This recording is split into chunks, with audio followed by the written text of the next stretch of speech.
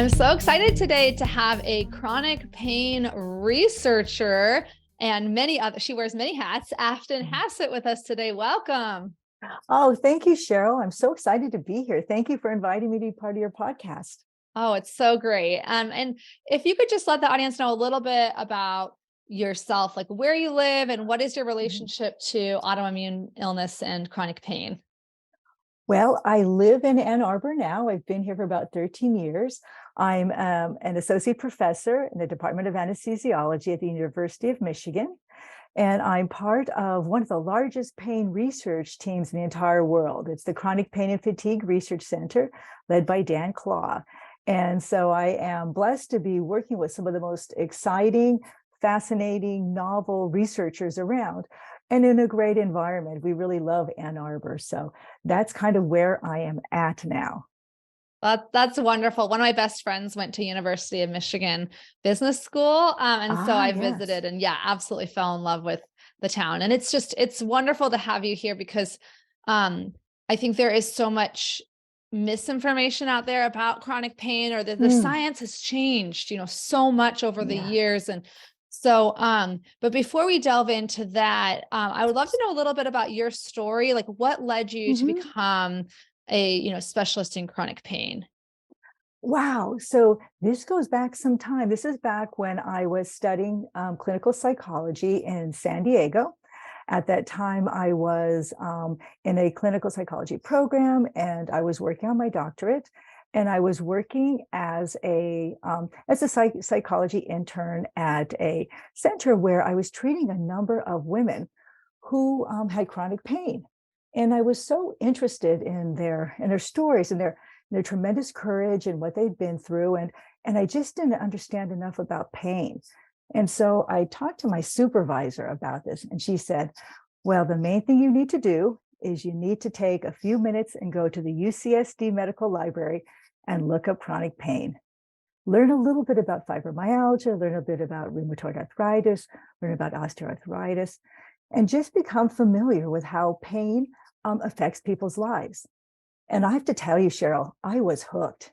I was amazed at what an incredible impact pain has on human life and how it affects every aspect of someone's life, their friendships, their ability to move, the quality of the activities that they can do.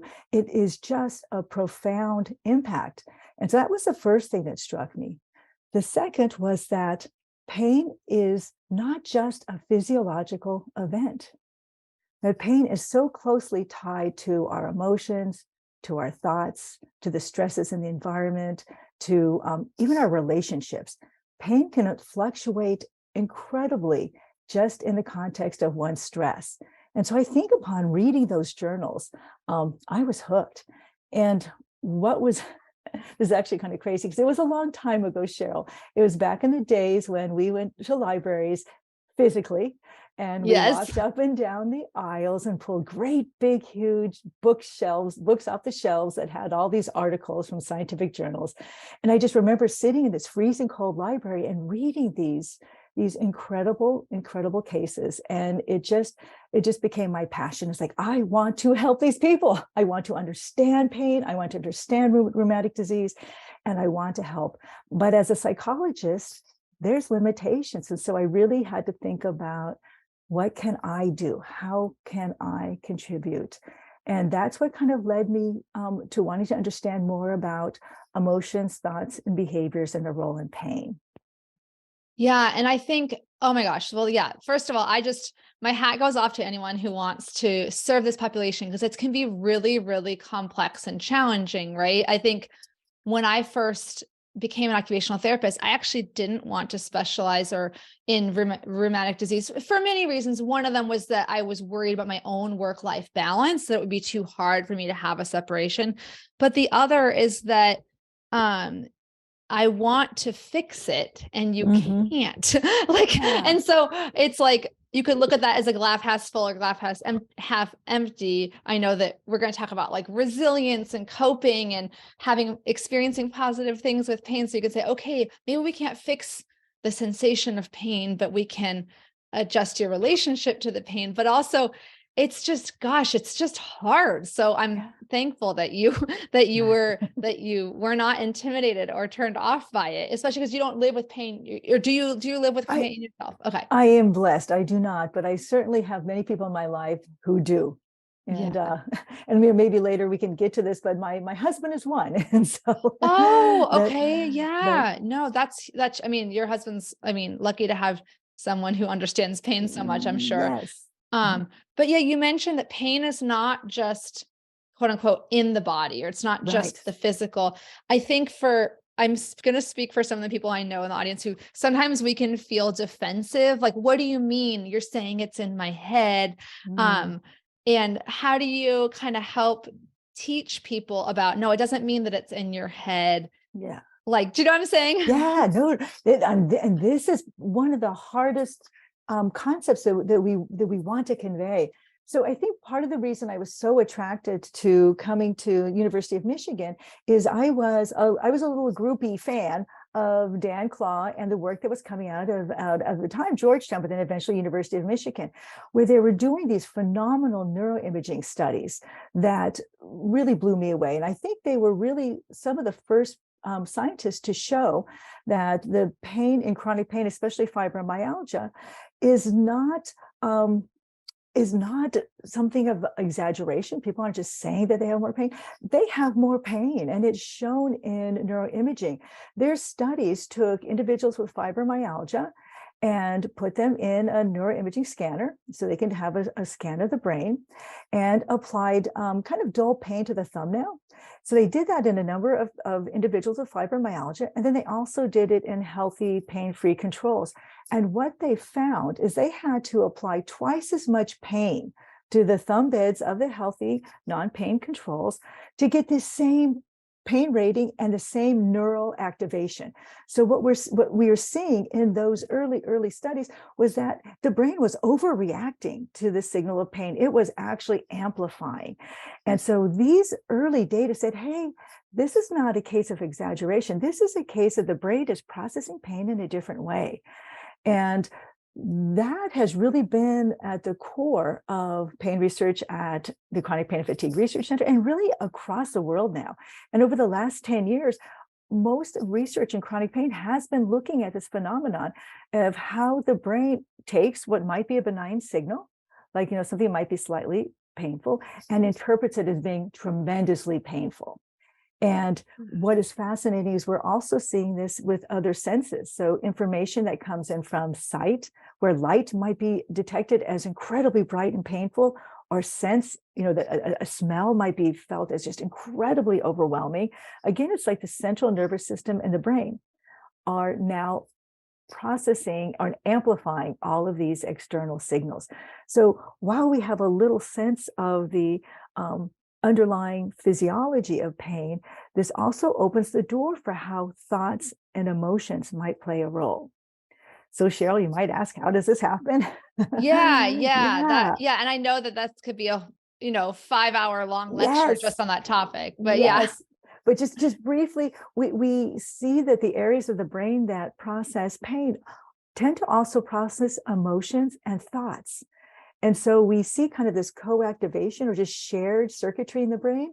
And that begins to lay the groundwork for biologically how it is that when we feel stress and we're thinking negative thoughts, or we're afraid, that pain can feel so much worse.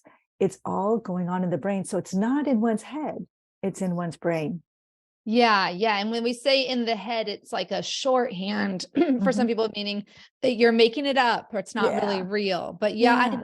one of the first times this was explained to me, I think it was in occupational therapy school. Maybe this is an outdated reference now, but it really stuck with me, which is like the idea that if you're in a calm environment and you're just walking to the bathroom and you step on a thumbtack, Mhm. you're going to really experience that as like, oh, ouch, like I'm putting all my Mhm. attention to that. Like, Yes. versus if you're being chased by Mhm. a lion and you happen to step on a thumbtack, Yeah. it's like maybe the same degree of tissue damage happening Yeah. on your foot, but because of the context and your brain Yes. diverting its resources towards survival and, everything else happening neurologically with the stress levels, it's not going to be perceived, right? The same. Right. So I thought, anyway, do people still teach that example? Oh, it's a great example. Oh, great. And there are many like that. It's just that, what we pay attention to, what we attend to, what we pay attention to is really what we experience. And if we think about all the bits of information that are coming in at our brains right now, I mean, if we sit still and think about the way our clothes feel in our bodies, there might be an itch somewhere, like my nose just itched. Yeah. There might be some odd little pain, maybe our shoe is too tight, but generally all that information is screened out. We're totally not aware of that till we take a moment and get centered and say, oh, my shoe is too tight, or oh, I do have an itch. Pain is very bossy and it yells for our attention. And so we do tend to attend to it more than other things, but also we can choose to some degree not to attend to it. Like you said, when you're running from the line, all of a sudden pain doesn't matter. Or you think of the athlete in the football game who has, perhaps broken a bone and yet continues to play through. And then at the end of the game goes, oh my God, ouch, I broke my finger. No, it's really fascinating. And so I know that your research has focused on the importance of like positive emotions for people with chronic pain. And I know to the layperson, it might seem like, wait a minute, it's not, how can you add a positive emotion to an experience feels intrinsically negative, which is pain, right? So I'm just curious, how did you come to focus on that? And then what are some of the interesting findings? Yeah. So, I kind of came at this sideways. So I wasn't always taken by resilience and positive emotions. And I came here because of my dissertation. So like most doctoral students, when I came up with my dissertation topic, I was looking at pain in individuals with fibromyalgia, rheumatoid arthritis, and looking at differences in how pain was experienced and what other factors might impact it. And what I was pretty certain of is that the people who had pain were going to have a lot of negative emotions. I was pretty sure it's going to be a lot of catastrophizing, a lot of pain. And that sure wasn't what I found, neither in the people with rheumatoid arthritis or the people with fibromyalgia. As a matter of fact, about half of both sets of patients really looked healthy. They actually looked healthier than all of us who were doing their psychological analyses. They were just resilient and great, but they still had a ton of pain.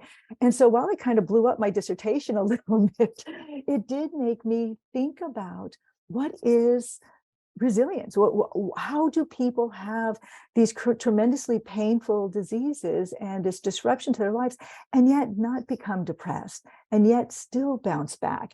And so I really, 20 some odd years ago, became so interested in that. And so that became my passion, understanding who are these individuals who do so well despite illness? How do we bottle that for others? And that's really been the course of it. Oh my gosh. Yeah. No, that reminds me so much of, I'm sure you're aware of Dr. Marty Seligman at UPenn. Very well. With the positive, I don't know, maybe you know him, but yeah. I do. Oh my gosh. Yes. He's like, you're amazing and he's amazing. I was in undergrad when I discovered his research, he had just opened this center on positive psychology and he had the same kind of experience you did. It sounds like where he was like, everyone's looking at post-traumatic stress. What about post-traumatic growth? Why is it that some children, like I read The Optimistic Child, why are some children raised in really severely like neglected situations or things that you would be traumatizing to some of the kids? They just are resilient. So I love this topic because it resonates with my personal observations of being part of the rheumatoid arthritis community. There's so much, in a way, I'm almost like, I say sometimes, like, these are some of the strongest people I've ever met, and I don't mean to say that in like I don't know if you've heard the phrase inspiration porn before, where people kind of like, I don't mean it that way. No, I mean, but it's true. But it's true. Like, it's true. Yeah. So I think, first of all, I commend you for having the courage to blow up your thesis, right? Because that is actually some of the most exciting findings, right? Are the ones that don't go with your hypothesis. So what are those resilient people doing? That's what I want to know. And I guess, we mentioned Marty. I can tell you how I met him. And it actually is kind of part of this, how I got to positive psychology story. So soon after completing my dissertation, and I really kind of I finished it, I defended it, I set it aside, and I thought, I got to come back to that someday. What is this resilience business? And a couple of years after that, I was actually meeting with somebody in industry and working for at a pharma company who did global outcomes. And he approached me. He said, "Hey, we're so much more interested in quality of life. We've got this new drug for rheumatoid arthritis and probably lupus, and we're super excited about it. And we're seeing something weird, and we want you to come over and take a look at it." And I said, "Okay." And so I packed on over to the pharma company and sat down with them, and they said, "Okay, we don't know how to explain this, but we want you to see this." Okay, so what we did is before our clinical trial, we had people with rheumatoid arthritis talk about their lives.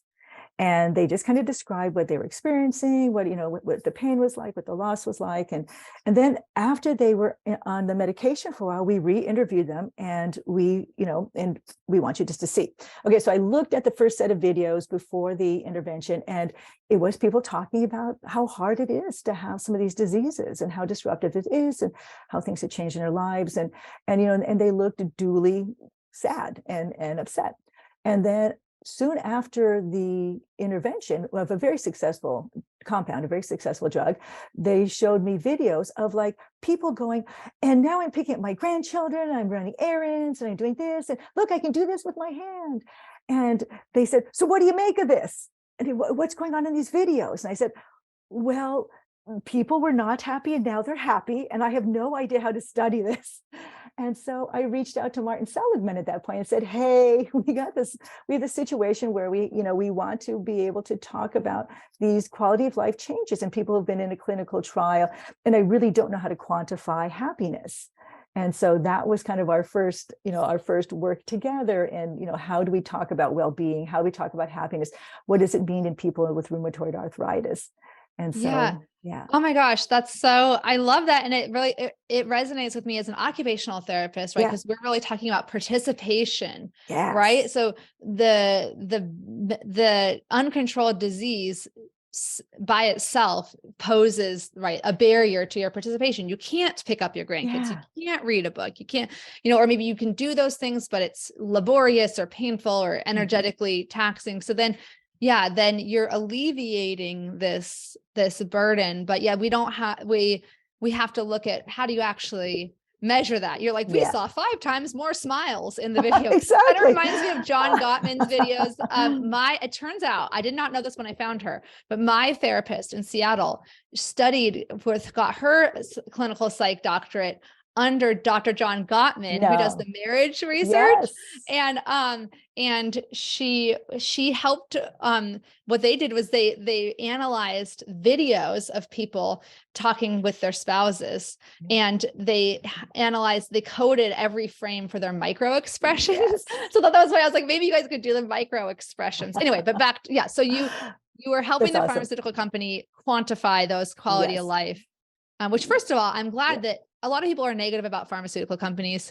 But there's no denying, anyone who's been around the rheumatology field for the last 2 decades, or maybe 3 decades, and you'd see the pre and post. The improvements in quality of life are stunning due to these medications. And I'm not saying no one's paying me to say that. No, me neither. And I noticed I mentioned no company, but what I do have to say is the people I work with were all ex-rheumatologists, or you had been practicing. And so they understood the patients, and they were really passionate, and really were able to say quality of life is so important. And so that's why I was compelled to kind of help and to bring, Marty in on that. That's so, so how did you guys decide to quantify it? Or what we did is we actually thought about it in terms of well-being, and that the question was, can people actually look at videos, look at a pre-video of somebody and a post-video, and actually quantify a level of improvement? And we showed that that healthcare providers do this quite easily all the time. And so we were kind of just proving what we knew, but again, because so little has been done on positive emotions in medicine at that time, it was kind of groundbreaking. And then, and recently, I could just do a little offshoot because it's a study that Martin Seligman and I published together. They're doing a marvelous job of training our soldiers. So all Army soldiers get a resilience training course that's kind of taught by their drill sergeants. It's kind of is passed down as, we train the trainer. And the goal is that pre-deployment, that if we can teach some of these resilience skills, that they'll be more likely to come home with less depression, PTSD, anxiety, and even chronic pain. And so the study that Marty and I worked on was looking at individuals who were deployed to either Iraq or Afghanistan over a long period of time. And we looked at, I think it was 10,000 soldiers and over multiple deployments. And our question was, can positive factors potentially predict who will not come home with new depression, with new chronic pain? And we found that, of all things, optimism predicted the soldiers who would not develop new chronic pain after deployments. Even multiple deployments, even being injured themselves, seeing somebody injured, seeing something very gruesome and terrible, all these kind of battle entanglements, no matter what, just having higher levels of optimism was incredibly protective for them returning home and not developing new chronic pain. And so, Wow. yeah.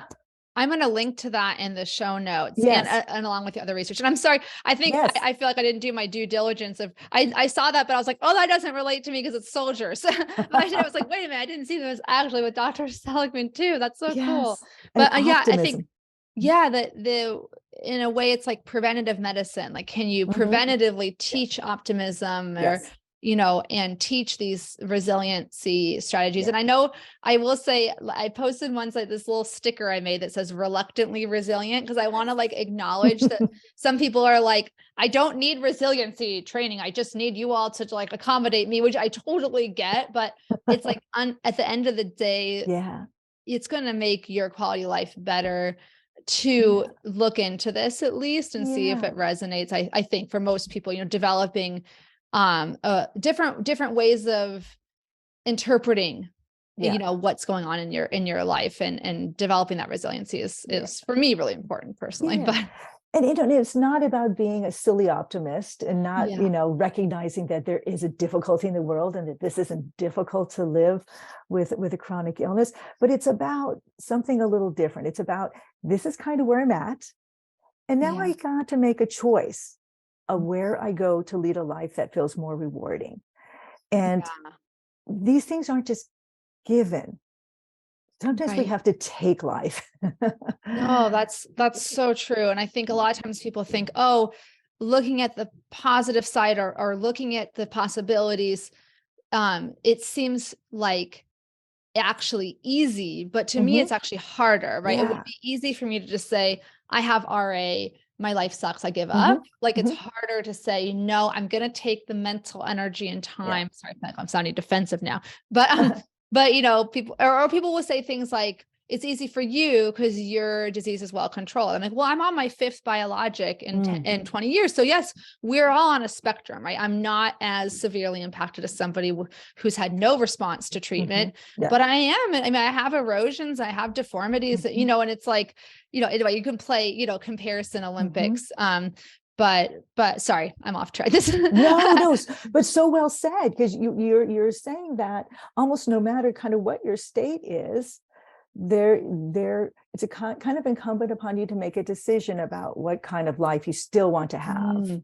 It really reminds me of the choice point and acceptance and commitment therapy. And that's like, that's what I'm always harping on and on the podcast, because it's just my like obsession right now. It's just really helped me a lot. But I know that most, researchers and psychologists are kind of using what would you call it? Eclectic, like you use multiple tools in your toolbox. But like so let's get into maybe some of the how do you teach optimism, or what are some of the pointers for that? Do you know what I'm saying? If someone's like, I want to, yes, this sounds good to me, I want to become more optimistic with my pain or resilient in general. So part of it is kind of recognizing where you are. So some of us are naturally optimistic. I'm ridiculous. So I'm on the ridiculous end of the scale. It can get me in trouble, right? You know, my husband's kind of the opposite. And so we balance each other. Me too. Yeah. Right. Us too. And so you kind of figure that's kind of what your set point is, but we can move a little bit in different directions, right? So I can be a little bit more realistic and think, you know what, stuff does go wrong and I need to prepare for when things do go sideways, because they do. And I've had enough sideways things happen in my life to know that's true. And just like the pessimist says, you know, but things always don't go bad. You know, sometimes they do go well. I'm always going to prepare for the worst, but you know what? I'm going to hope for the best. That's a shift in pessimism. You start hoping for the best. That's a little different, right? So we all kind of go to where we are. And is there some wiggle room to move more towards the positive? A way that people could tend to become more optimistic is kind of sideways, and that's through gratitude. Ah, yeah. I can see that. Yeah. I mean, there's something so powerful. It's almost impossible to be miserable and grateful at the same time. Right? Gratitude tends to shift everything. So if you kind of find yourself at a really, really low, terrible point, to take a moment and say, but you know what? I'm really grateful for my best friend. I'm so grateful for the food that's sitting in front of me. Mm-hmm. I'm so grateful that, you know, I actually don't feel as bad today as I did yesterday. Or I'm so grateful I just saw the most beautiful sunrise. So, you know, it's taking a moment to say, okay, I'm going to step away from all the bad and just open the door, crack open the door to what might be good. And gratitude's a really nice way to do that. Yeah. I always, when I, in my Room to Thrive program, when I kind of introduce gratitude, I always say it's not meant, there's a way that you can take a tool like gratitude or a experience and use it to shame yourself. Like, yeah, look at all that good stuff, so you shouldn't be unhappy. No, it's that kind of like, right, intelligence is like be able to hold two opposite things at the same time, be able to say that there's a lot of things that are difficult in my life right now, and there are things that are good. I can just kind of sit with both, you know, and that can feel hard. It can be hard to allow yourself in a way when you've become so fixated on, you know, your pain is the barrier, you know, and then you have to remove that before you get anything else in your life that's good. Right. Oh, that's so important that you said that. Yes. I, you know, so before I did nothing but research, I did clinical practice. And so I worked with individuals with chronic pain, you know, across the rheumatic disease spectrum. And so many of them held the same belief that I will be happy when I no longer have this illness. I no longer have pain. I no longer feel fatigue. And it's like, oh no, that's a tough contingency to hold, because you don't know when that is, when really all you have is today. And so a thing we often focused on is how do you invite just a little bit of happiness and not make this contingency. It's something that humans do. We call it kind of the hedonic treadmill, that we tell ourselves, I will be happy when I X. You know, I'll be happy when I have that job. I'll be happy when I graduate. I'll be happy when I'm married. And then we move that bar constantly so that we can never really, truly be happy, rather than I'm actually kind of happy right now for X, whatever that X is. Yep. One of the questions that is posed in one of the many acceptance and commitment therapy books, I can't remember which one now. Sorry, I want to give them credit. Oh, they're all good. They're all good. But one of them was like, what if somebody could take your pain away, but it meant that you would never see your family again? Yeah. And then you're like, oh, okay. And it's not the way to shame you. So like, like, so you shouldn't feel bad. No, of course, pain sucks. But actually, like, wait, it's a way of not, maybe it's a reverse psychology, but no, like it's just a shift. It's just shifting your attention to like, oh, okay, it's a new way of thinking about it. Yeah, like I still have these relationships are important to me, and they coexist with pain. Does pain make it harder to fully be present for me? Yeah, it does. If I'm in a lot of pain, then I'm not necessarily able to enjoy those relationships with as much ease as in times when I'm not in pain, but there's still some quality available, right? Quality in that relationship. But yeah. Oh my gosh. I mean, I love your idea of coming at optimism in a sideways fashion, you know, through gratitude. And I think the other thing I was thinking of as you're talking about the hedonic treadmill is I'm really interested in like, social media as like Mm-hmm. a double-edged sword, Oh, right? Just like yeah. people are a double-edged sword, right? There's great people and terrible people.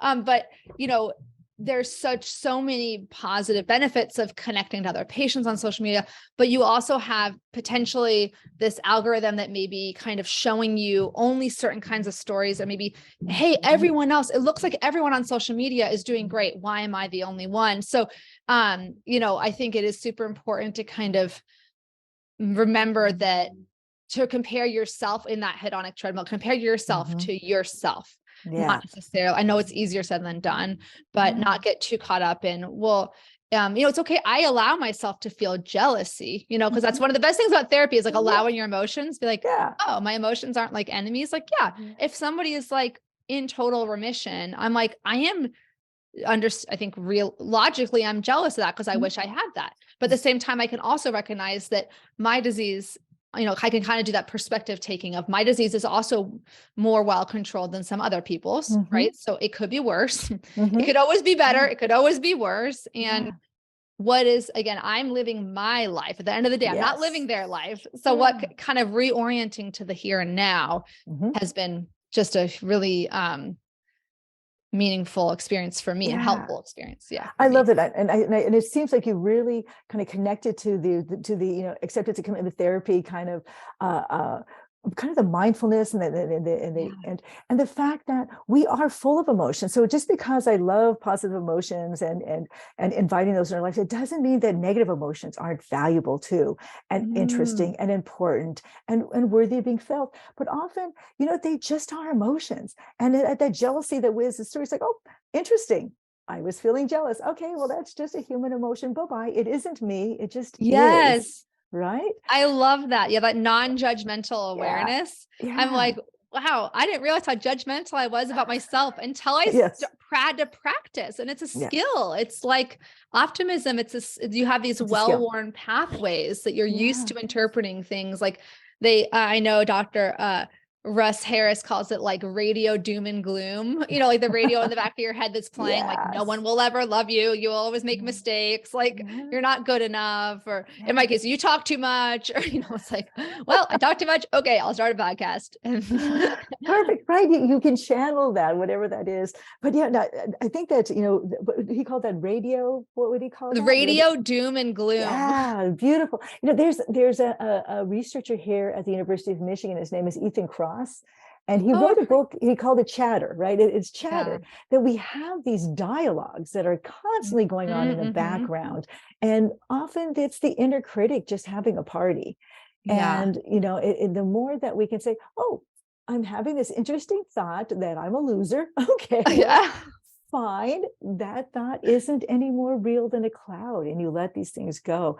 But it's becoming more mindfully aware of your emotions and your thoughts, and more mindfully bringing in happy emotions. Because you said something earlier too. You said it's so easy to be negative, and that's true. We're wired for negative emotions. We're wired to Mhm. be fearful and angry because those are kind of survival emotions. The more that we're wary and anxious, the more likely we are to survive. And so they're easy, obvious emotions. Happiness and other emotions take a little more work. Memories from negative experiences like traumas are encoded so powerfully and so easily. But Mhm. happy memories take work. So when you're in the Yeah. middle of having a really lovely experience with somebody, and you think, oh my gosh, this is such a great moment. Take a moment to savor that moment and encode that moment. What Yeah. does it smell like, feel like? What are they saying? What are you experiencing? How can you remember this moment? Can you grab a memento? We have to work harder to encode our positive memories. The negative ones just stick right in there. It's so true. It's like they say with parenting, like for every one negative thing you say to your kid, you Oh, have to say like 20 positive because they're going to remember, yes. you know. But yeah, it's so understanding the human brain is just so helpful for living with chronic pain and chronic, stress from a chronic illness, because then you can be like, okay, this is not a personal failing that I'm focusing on the negative. This is my brain trying to protect Yeah. me.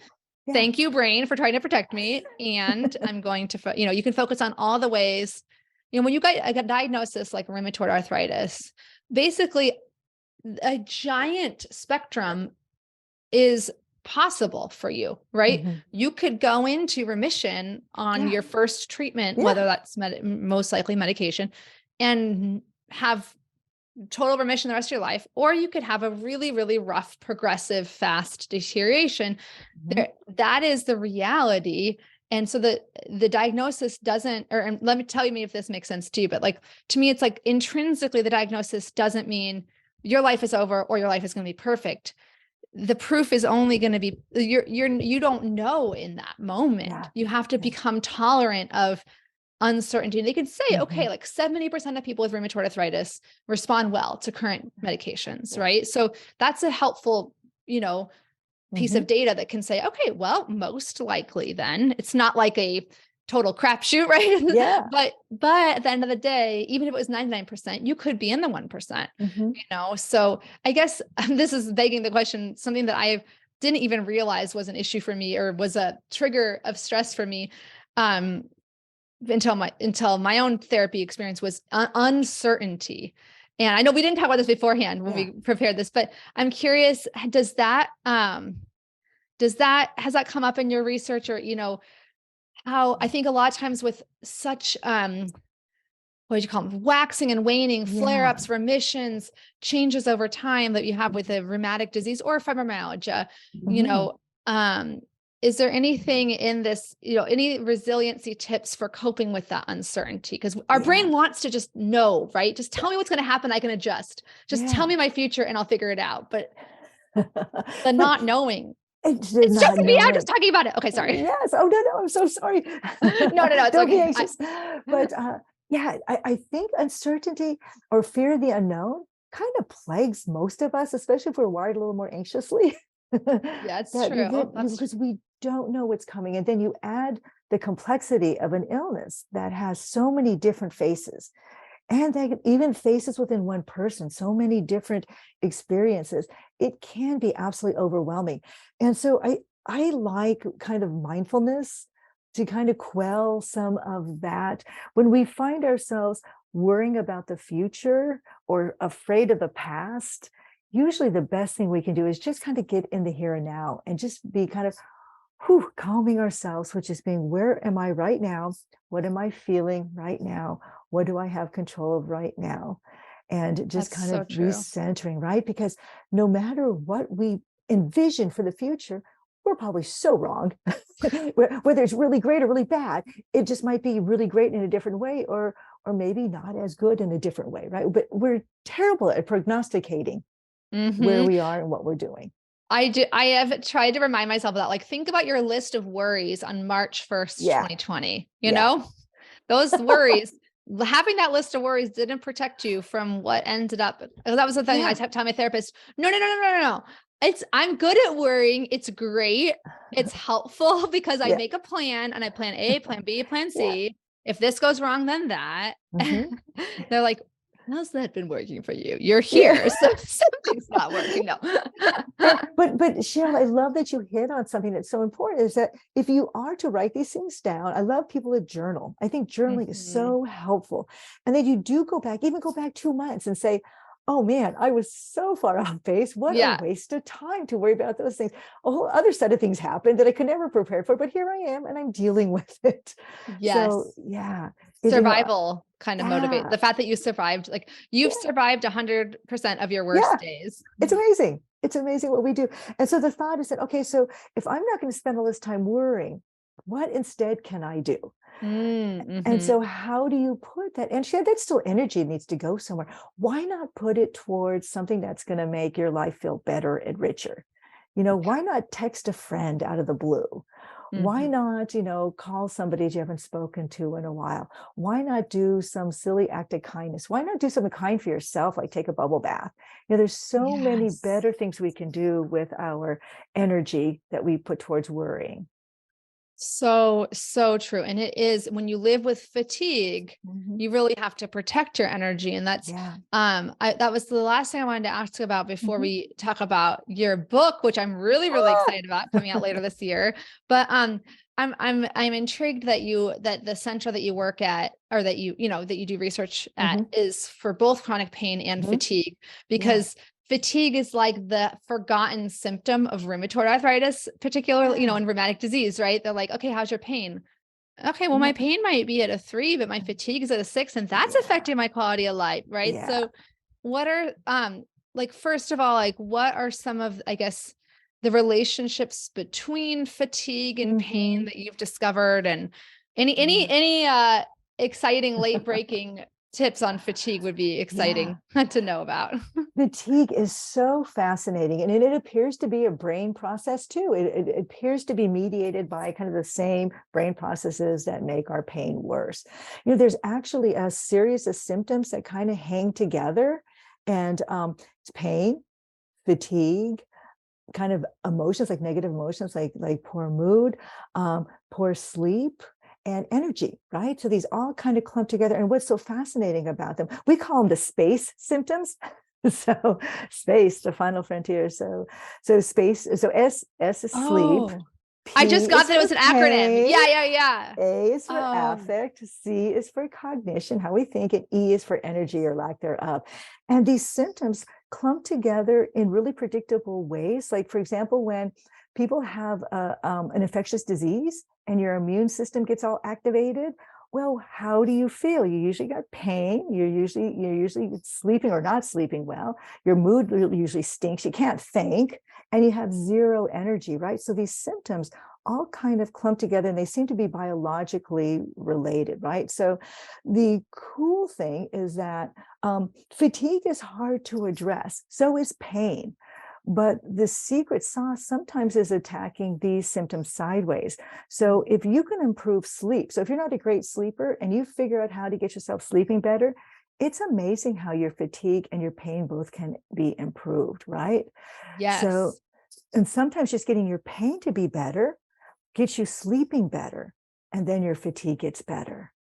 Yeah, I often think about how, yeah, the fact that these all kind of travel together, it's Mm-hmm. good news and bad news, right? The Mm-hmm. bad news is that a deterioration in one is going to Yeah. affect the others, but Yeah. the good news is that improvements in one Yeah. an area can affect the others. And it's interesting that sometimes I know with rheumatoid arthritis, there's a certain group, and I think they're figuring out if scientists are figuring out kind of the etiology, and maybe Mm-hmm. there's multiple diseases that are actually within rheumatoid arthritis, but some people, they get all their inflammatory numbers get better, their Mm-hmm. pain gets better, but the fatigue can Yeah. persist. It's Yeah. so tricky sometimes. That's Yes. a good starting place to say, Yeah. okay, can I improve the sleep? Right. Can I improve my mood? Mm-hmm. And or can I improve my pain, maybe, and hoping that that will improve the And for the fatigue. fatigue too. And then it's also the other piece with fatigue is how you use that precious resource. Like, I mean, I'm sure you've heard of spoonies, how Yeah, many yeah, spoons yeah. you have, right?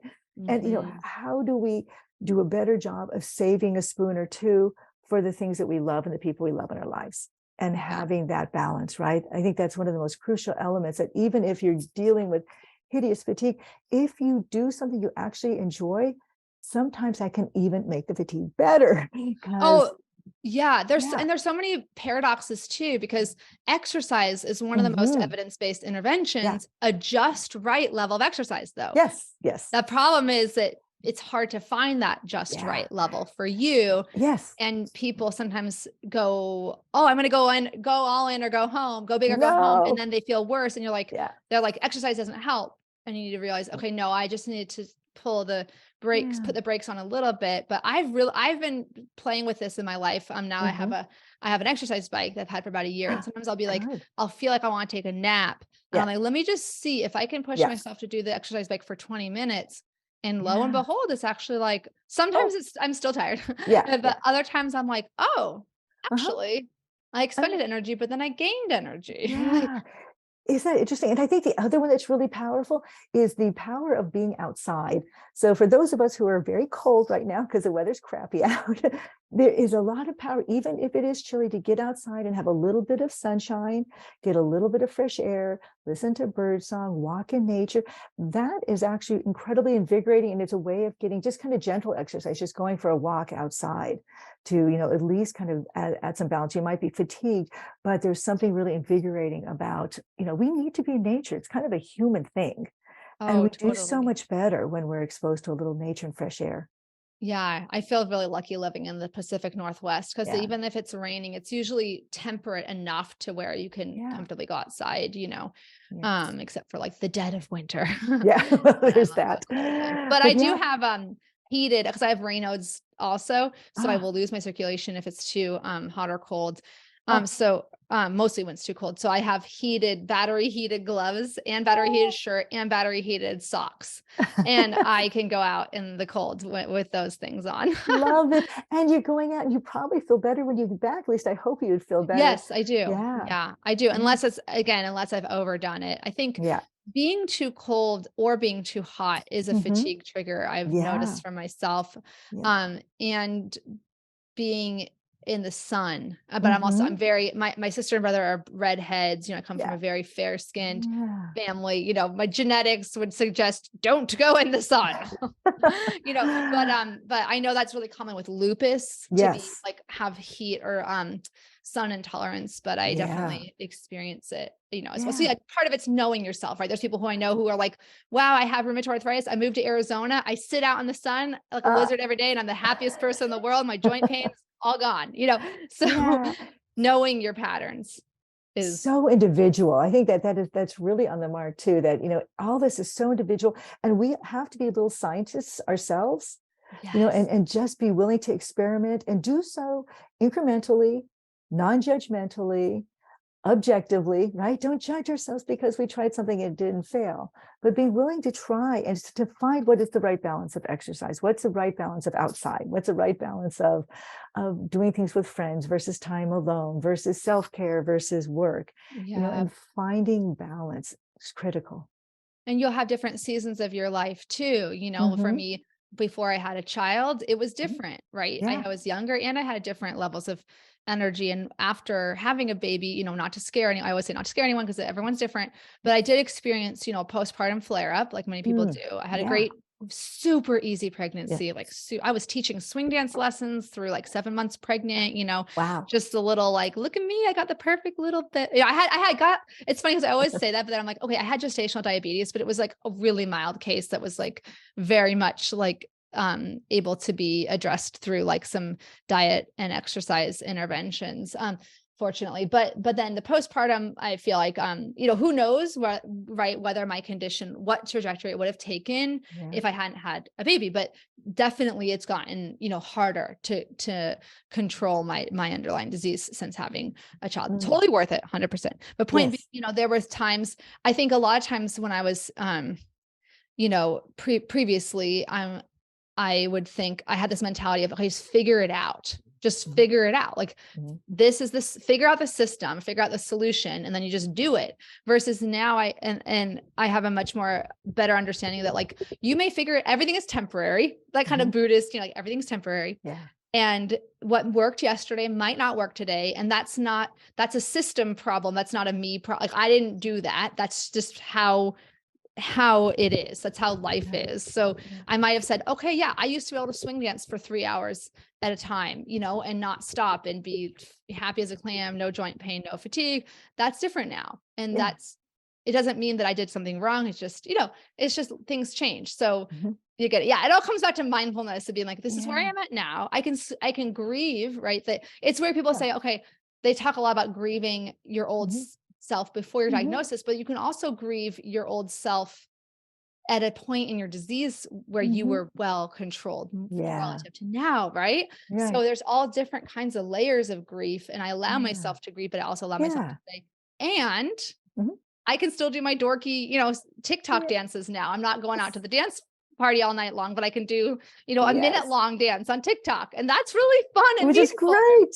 you know? Yeah. Yeah. So Yeah. sorry, I feel like I'm talking too much, No, but I just no. really I love it because you are kind of the walking embodiment of so much of what I preach. oh, How do you yes. have how do you Thank you. maintain both having a disease and being realistic about it and mourning and being angry about it some days, but also, you know what? Hey, I'm going to lead my life and I'm going to do Yeah. things that matter and I value. And it may not be perfect, but I'm going to I'm just going to do it. And I think that is really cool, Cheryl. Oh, well, I do. And my parents, we always have this argument because I always say, my parents gave me like the best foundation, and they're always like, we just got out of your way. You came out of the womb like this. But I'm like, no, especially actually when I read The Optimistic Child by Marty Seligman, Yeah. I was like, wow, my parents did all of these things. Like Yeah. they did that kind of help me reframe, like, is there a different way of looking at this? And they're amazing. So I think it does, it helped to have that solid foundation of, I do love myself very deeply, and so I can allow myself, I still can be hard on myself and say like, be hard on myself when I'm having like a bad moment, but I still fundamentally like, I grew up in the 80s in the self-esteem movement where you're like, we tell every child they're special, every child gets a trophy. And I'm like, nowadays, I know everyone's saying that, no, don't do that. But I'm like, it worked for me. But I think it was the foundation. I think you're right that's such an important piece. I mean, I did learn how to earn it too. It wasn't just like, you can be a total, horrible person and you're still special and we love you. No. Okay. It was like, yeah. So anyway, but okay. I want to move on to your chronic pain reset book. Okay. Yeah. Tell me everything, but don't tell me everything because then people won't buy the book. I won't. So Cheryl, man, I think it was right in the middle of the pandemic and I probably watched all the Gilmore Girls all season. And, it was like I was doing whatever I needed to kind of buoy my spirits. It was just such a hard time. And we're working in Zooms. And then my spare time, I'm just kind of like watching shows. And finally, it's like, oh, I've got to do something meaningful with this time. And it's been something I've wanted to do is to translate the remarkable neuroscience research that we have done in pain in rheumatic diseases and tell people what is it that we know and what is it we know about pain, what is it we know about the immune system, what is it we know about stress, what do we know about social emotions or social relationships and positive emotions and gratitude or purpose in life. And so I just set out writing a book that first thought about each of these topics and talked a little bit about the neuroscience. What do we know? What are studies telling us about how the brain works in pain, how the brain works when we have purpose? What are the protective effects of positive emotions? And just really, what do we understand about positive emotions, positive thoughts, and physical health? And so the book is kind of just kind of short chapters, 16 short chapters, kind of looking at each of these topics from doing valuable life activities to character strengths, to gratitude, to grit, to perseverance, and just, what do we know about the neuroscience? How does it pertain to people with chronic illness and chronic pain? And so I do that in the first 16 chapters. And really what the goal is to help the reader say, hey, there is a biological, physiological, neuroscience explanation for how doing simple things like keeping a gratitude journal or going on walks or doing kind acts that actually might have health benefits. And so I really lay out what's the literature for the health benefits of kind acts. And then once we I feel like, the reader has a sense, oh my gosh, there's something here. Then I have them go on a little mini journey for 30 days. And one of the things that we don't do well as clinical scientists is we discover things that work well for patients, really cool skills and tips and tricks. And somehow we just don't do a good enough job of getting them to individuals who could actually benefit from them. So the goal then is to introduce one of these new skills, strategies, activities a day. And it allows the reader to say, oh, okay, so here's this thing called diaphragmatic breathing. Okay, so what is this? How is it done? What's this? What's the evidence that might be helpful? And I'm going to give it a try that day. And so each day, it's just like, okay, try this. Sit here for 5 minutes and try diaphragmatic breathing. Oh, I hate that. I never want to do that again. Or you try like, ooh, I suddenly feel a little less pain and I feel a little bit better. I kind of like this. And so each day, one of these skills is evaluated. And if it's a skill you think you might want to explore a little further, you put a little star. There's a little star. You can color it in. Nice. And then the next day, you try something entirely differently new. And then you try that skill on. Ooh, I like that, or oh, this doesn't make any sense to me, right? And so every single day for 30 days, a new skill or activity is tried. And it's everything from walking in nature to, doing a gratitude journal, to having a positive piggy bank where you count something good that happens each day, to really good cognitive behavioral skills like how to do activity pacing and things we may have learned in CBT for pain, but then also using techniques from ACT, from acceptance and commitment therapy, from dialectical behavioral therapy, how to do calming activities, from mindfulness-based stress reduction. So you learn these different skills. And at the end of 30 days, ideally, you've had this kind of journey. Maybe you've done the journey with somebody else. And then you look back and say, oh, there's like 5 or 6 of these that I love. This resonates. And then the rest of the book is how do you put together a program that addresses kind of the multi-domains that we need to have good well-being and health. And it's not just about being ill, it's also about skills that everybody can benefit from to lead a life that feels richer, more rewarding, more interesting. And so we deal with purpose in life. We deal with character strengths, and how do we engage these more in our lives. And for some people, 10 of these will maybe sound great and resonate. For others, 30 will be fantastic, but it's all about what works for the individual. It's tailoring a program that makes sense to you, that feels like something you want to do, and something that feels engaging.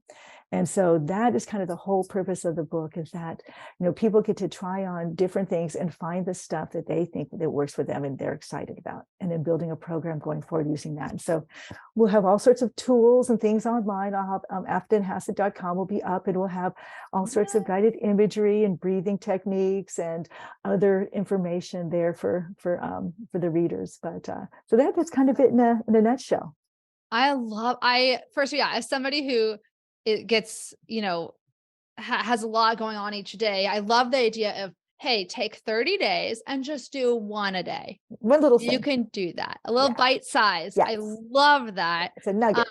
Yeah. And I mean, like, you're preaching to the choir when it comes to the knowledge translation piece of, like, every time I go to a conference, I'm excited, but I also get frustrated because I'm like, who's translating this information to the average person who lives with these conditions? So I love the idea that you're saying, look, like, I'm going to teach a man to fish kind of thing, based on the research. And I'm really excited to read it myself. I just completed I just did a 6-week program, a little bit different, but it was an app, and it's kind of an educational and experiential for people with IBS. It's actually technically they call it hypnotherapy. I guess it's different than what I thought hypnotherapy was, because it's more like, it really felt more like guided meditations, 15 minutes a day.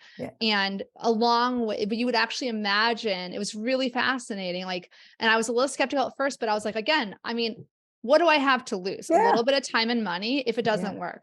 But that's why I think it's always good to do these things where you're like, I'm going to try it, right? I'm not going to decide I don't like it before trying it.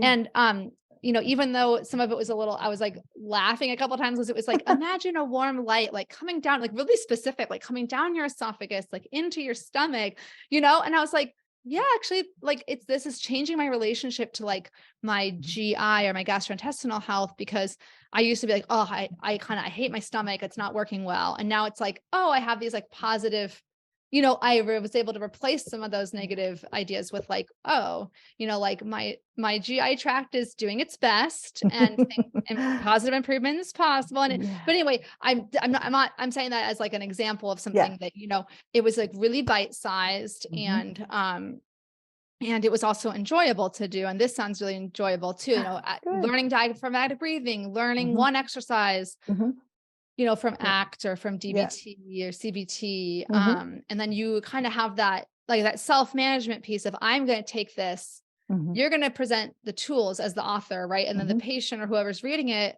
it's their responsibility to then take it and apply it in their lives. And that's kind of the way it works, right? I mean, we go to physical therapy, and then we have to kind of walk away and use those things, or occupational therapy, same thing with CBT. But where we tend to fail patients is we don't give them things that resonate with them. It's like kind of this one size fits all. So you guys do this, and you're like, that doesn't really feel like it hits my symptoms, and it doesn't really feel like it makes sense, based on how I understand my pain. Whereas this allows you to kind of sort through there to, maybe pain reprocessing therapy. They're all different skills and all different activities that just might resonate with different people. Yeah. And so we just hope people will give it a try. I love it. No, yeah, I'm excited. I'm excited about it. So I'll definitely put a link to, is your website up yet or no? It's not up yet. I will But share that with you. The book is released September 5th. And so we're in the process of doing the recording. So part of what we wanted to add to the book is that, on the day that we're doing guided imagery, there's a couple of guided imageries you can try. The day we're doing progressive muscle relaxation, there's a progressive muscle relaxation that you can either read the book and read the instructions and just kind of do it, or you can actually pop in your earphones and go to the site, and you can use the recordings to help you with your practice. awesome. Oh, this is so helpful. Well, do you have some time for a few rapid fire questions Yeah. before we wrap up? Okay, perfect. Sure, Okay. hit me. Yeah. Well, this is a biggie one, but Okay. what are some of your favorite words of wisdom or encouragement for people newly diagnosed with a rheumatic disease or fibromyalgia? Oh, seek a mentor. Seek somebody who has been there, who can help you navigate the healthcare system, to ask the right questions, to and to lean on, because this is new. It's a big adjustment. So find somebody that you can connect with that's been there before. Oh, I love that. That's come up a couple times actually Yeah, in the yeah. podcast. That's a really wise one. Do you have a favorite maybe mantra or inspirational saying that you think is particularly helpful for people with chronic pain? Oh, keeping it simple. It's kind of what works for you.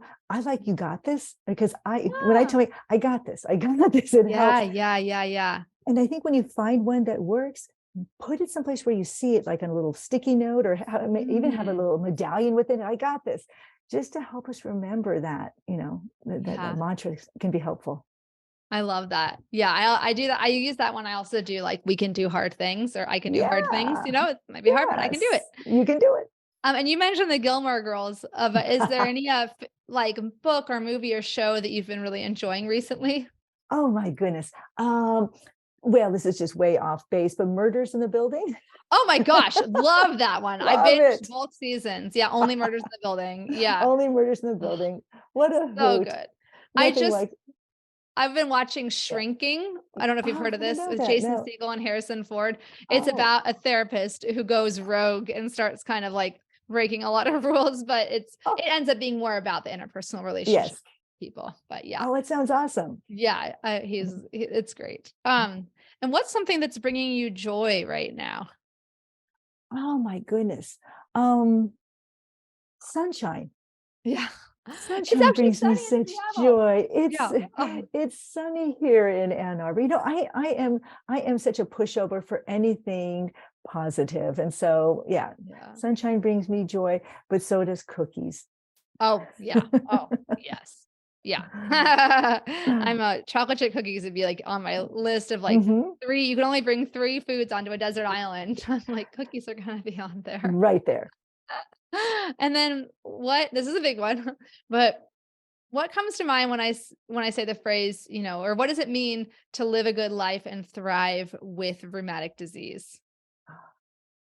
It means whatever you say it means, right? So we all have different definitions of what is a valuable life and what is a rewarding life. I think the most important thing is to determine what it is that you want to do. What is your purpose? Yeah. And that's something Yeah. we talk about in the book. And it's at the kind of the very end of it. It's at the end of the chapters, and it's towards the end of the 30 days. But when people have rheumatic disease, what they thought was their purpose or where they were going often is upended. And so Mm-hmm. it doesn't mean that now you no longer have purpose. It just means your purpose might be a little bit different. Yeah. And not to stop asking, what is it that I can do that is meaningful and rewarding? And so Yeah. I think that's probably one of the most important things, is to identify what is the next level of purpose and what will make life feel rewarding and meaningful.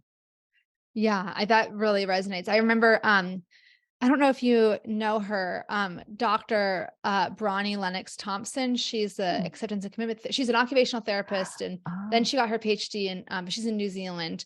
But she was one of my first interviews I ever did.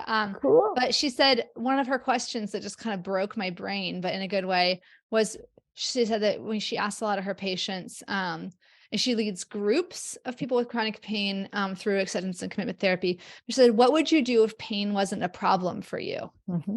Yeah. And I was like, but it is a problem. Like, you know what I mean? That's what broke my Yeah. brain. But she's Yeah. like, what would you do if it wasn't? Yeah.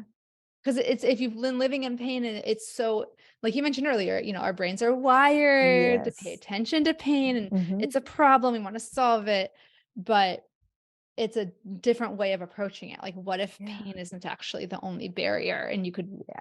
yeah, it's That's so like, good. it's so good. That's so So, good. yeah, That's so good. because Yeah. your purpose in life when you live with pain sometimes becomes alleviating pain. Oh, that's That's it. my purpose. And Yeah. I can have purpose in life when my pain is gone.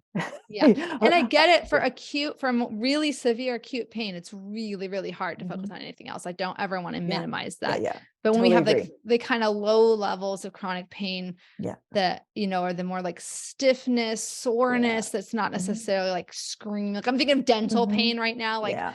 I don't know if I had to live with some dental pain for like, that would Yes. be a whole other level of therapy I would It need. becomes survival. Exactly Yeah. right. Yeah. And there's going to be days that it's like that, but ideally every day is not.